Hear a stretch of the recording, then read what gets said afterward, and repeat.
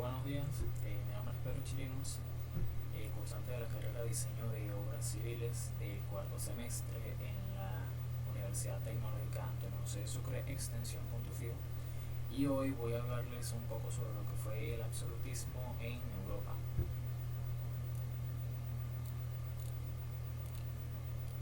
El absolutismo en Europa fue un sistema político que floreció entre los siglos XVI y XVIII, lógicamente en Europa, que se basaba en concentrar todo el poder político en una sola persona, el cual era el monarca o el rey en ese entonces, el cual podía gobernar sin límites ni contrapesos institucionales. Este fue un sistema político que se fundamentaba en la teoría del derecho divino, que se creía que el rey o el monarca era elegido por el mismísimo Dios. Por lo tanto, se buscaba lo que era la estabilidad a través de un solo orden vertical, que era una sola ley, un solo trono y una sola espada. Entre los aspectos más resaltantes del absolutismo en Europa, caben destacar los siguientes: el poder concentrado del rey. Como lo acabo de mencionar, este sistema político concentraba todos los poderes políticos en una sola persona: el poder legislativo, el ejecutivo y el judicial. Los concentraba en el monarca o el rey en ese caso. Eh, Además, el rey podía crear leyes a su gusto y administrar la justicia a su manera, además de recaudar impuestos y mantener un ejército permanentemente fiel a él, a esa persona.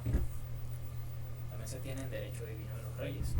Como lo mencioné también anteriormente, se sostenía que el soberano o el rey o el monarca era escogido directamente por Dios.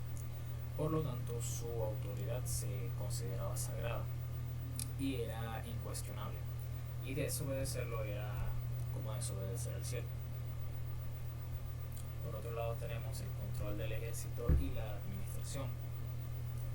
Como se mencionó también anteriormente, los monarcas creaban ejércitos que eran permanentemente fiel a ellos, y ellos no dependían de los señores feudales, sino que eran directamente fieles al Estado nada más. También tenemos la economía mercantilista, que su economía, bueno, se basaba en el mercantilismo, que era básicamente la acumulación de riquezas, más que todo de metales preciosos, a través de lo que era el comercio y la protección de la producción nacional. También se tuvo lo que fue el arte como propaganda, que el arte, la arquitectura y la literatura se utilizaban más que todo para generar propagandas a lo que era la figura del rey, haciéndolo ver como si fuese la figura central del universo. Y la subordinación de la iglesia, que se basaba en que la iglesia quedaba bajo el control total del Estado. Por ejemplo, en Francia se estableció lo que fue el galicanismo, que era que el Estado, como lo vamos a mencionar, se encargaba totalmente de los asuntos de la iglesia, y el Papa, o la influencia del Papa, quedaba solamente en los asuntos internos de esta. Ahora hablaremos sobre las obras más resaltantes del absolutismo en Europa. Primeramente, como obras arquitectónicas más resaltantes del absolutismo, se tiene lo que es el Palacio de Versalles, en Francia, el cual fue construido por Luis XIV, y esta es considerada como la máxima expresión arquitectónica del absolutismo en Europa. Por otro lado, también cabe destacar lo que es el Palacio de Schönbrunn en Austria, el cual fue la residencia de los Habsburgo, y este es un palacio que fue totalmente inspirado en el Palacio de Versalles, pero con la particularidad de que en este se quiso mostrar lo que fue la majestuosidad del absolutismo austríaco. Por otro lado, es importante mencionar que no solamente se crearon obras arquitectónicas durante el absolutismo, sino también se crearon obras literarias o obras políticas. En este caso tenemos la obra literaria El Leviatán, escrita por Thomas Hobbes en el año 1651, la cual fue una obra que se escribió para justificar el poder absoluto como un poder necesario para poder mantener la paz o para evitar el caos, donde colocaban al monarca como si fuese un leviatán protector, el cual era un ser todopoderoso, pero era necesario para poder mantener dicha paz y estabilidad. Y por último tenemos el ejército permanente, que es una obra simbólica y política, el cual fue, bueno, como le mencioné al principio, es la creación de las armadas bajo el control directo del rey. O sea, era una fuerza que no dependía de la nobleza, sino que solamente eran fieles al rey. Y esta representaba lo que fue la violencia legítima por parte del Estado absolutista. Ahora bien, vamos a hablar un poco sobre las características arquitectónicas de los estados absolutistas europeos. En este caso se escogieron dos países, se escogió Portugal y España. Primeramente en Portugal se tiene lo que es el Palacio Nacional de Mafra, que fue un palacio construido a base de arquitectura barroco, construido por el rey João V en el año 1717. Este fue un colosal palacio, más que todo patrocinado por las riquezas del oro brasileño, y es por eso que en ese entonces se consideraba que fue una obra arquitectónica sin comparación en todo el país luso. Esto se caracterizaba más que todo por, bueno, su estilo arquitectónico barroco monumental.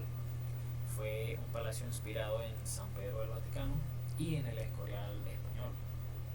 Este tenía una planta en cruz con una basílica central, y su fachada principal, que alberga dos torres de campanario y alas simétricas. También es importante destacar que su fachada principal es de 221 metros de largo y fue construida totalmente en piedra caliza y mármol. También en su interior se encuentra una majestuosa biblioteca que posee más de 36.000 volúmenes, la cual es considerada una de las bibliotecas más hermosas de todo el continente europeo, además de contener una capilla con decoración en mármol multicolor y esculturas italianas y frescos de mucho valor simbólico. Ahora bien, en España se escogió lo que fue el Palacio Real de Madrid, el cual es la residencia oficial del rey de España, pero hoy en día solo se usa para ceremonias del Estado. Este fue una obra arquitectónica que se construyó luego del incendio del antiguo Alcázar en el año 1734, y fue Felipe V el que tuvo la idea de construir dicho palacio en el año 1738, teniendo como arquitecto principal en ese entonces a Filippo Guevara. Y este fue un palacio que fue inspirado en el esplendor Palacio de Versalles. En su exterior, en el exterior del Palacio Real de Madrid, destacan fachadas sobrias, pero fachadas monumentales, construidas en granito gris y piedra blanca de Colmenar.